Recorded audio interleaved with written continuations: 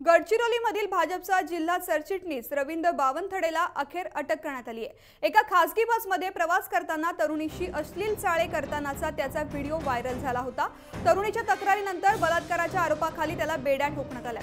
रवींद्र बावनथडेने लग्नाचं आणि नोकरीचं आमिष दाखवत पीडित मुलीवर अत्याचार केले होते।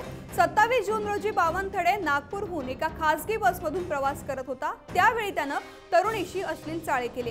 ही दृश्य सीसीटीव्हीत कैद झाली। दरम्यान या घटनेनंतर राजकीय वर्तुळात खळबळ उडाली आहे। तर या नराधमावर कठोर कारवाई करावी अशी मागणी सामान्य लोक करतात।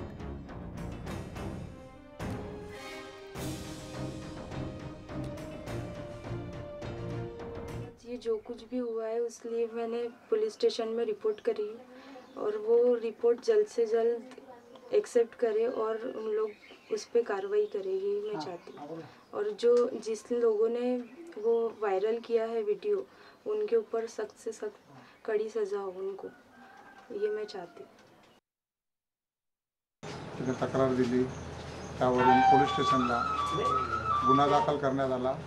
गुन्हा दाखल करून एक आरोपी सध्या आमच्या ताब्यात आहे, दुसरे ARBची गाडी पण ताब्यात आहे। त्यामध्ये सायबर क्राईमचा मदत घेऊन अजून किती आरोपी होते त्यावरून आम्ही त्या आरोपींना निष्पन्न करणार आहे। सुरुवात कशी झाली, एंड कशी झाली, क्लिप कोणी व्हायरल केली आहे, क्लिप कशी व्हायरल झाली, ह्या सगळ्याचा सायबर क्राईम चंद्रपूर यांची मदत घेऊन आम्ही पुढील तपास सुरू आहे।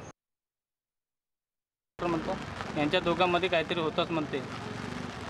हे पाहायसाठी आम्ही ऑफिसमध्ये गेल्यानंतर कॅमेरा ओपन झाले तर त्याच्यामुळे ते आढळले।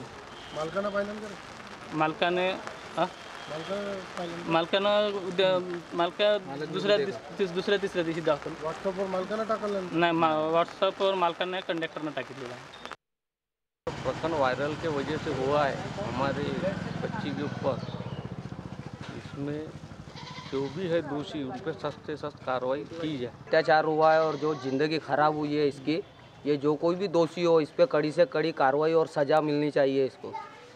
और ऐसा अत्याचार आगे से ना हो किसी भी बच्ची के ऊपर, ये ध्यान में रखते गवर्नमेंट को या कोई भी कानूनी कर्मचारी को इस पर कड़ी से कड़ी सजा सुनाई जाए इसको। शिक्षकांनी केली आहे। हे माणुसकीला काळीमा फासणारी घटना आहे।